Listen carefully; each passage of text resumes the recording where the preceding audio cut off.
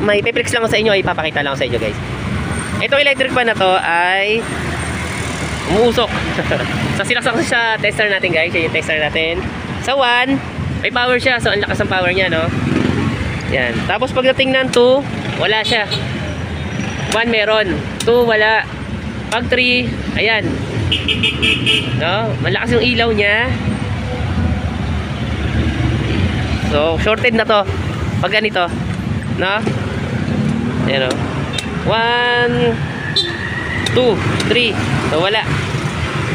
Kapag ganito guys na merong power, ayan guys, may power naman yung ano niya, pero ayaw umandar. So may problema yung motor nito guys. Pag ito ay shorted na. Na. So tingnan natin yung loob nito.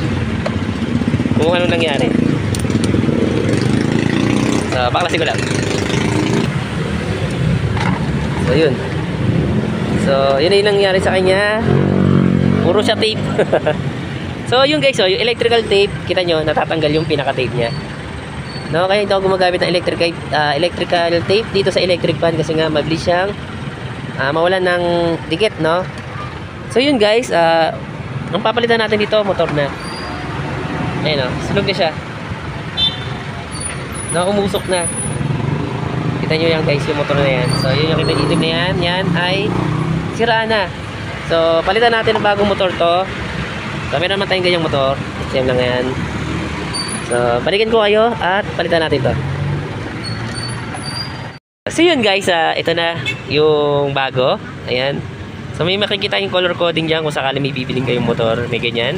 Balikan natin. Ayan. May color coding siya.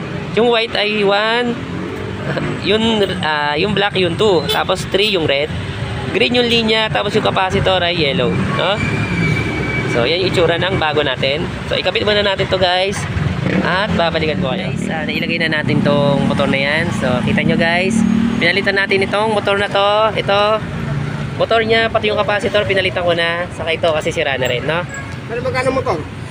Wait lang boss ha. So adi ko lang muna to guys. Paglating natin ng 1, so umandar na siya. Tapos yung ilaw ay hindi masyado makita, no? Pero may ilaw siya. 1, 2. Meron din. Wala ring ilaw pero 3. Yan din dos. So kita nyo guys yung ilaw hindi ganun kalakas. Ibig sabihin hindi siya shorted. No, so yung mga pinalitan natin yung tape. So yan guys. So nilagyan natin ng date para malaman natin kung kailan natin siya ginawa. Yeah, 7/30/2025. So yung guys, hanggang dito na lang. So maraming salamat. Paalam.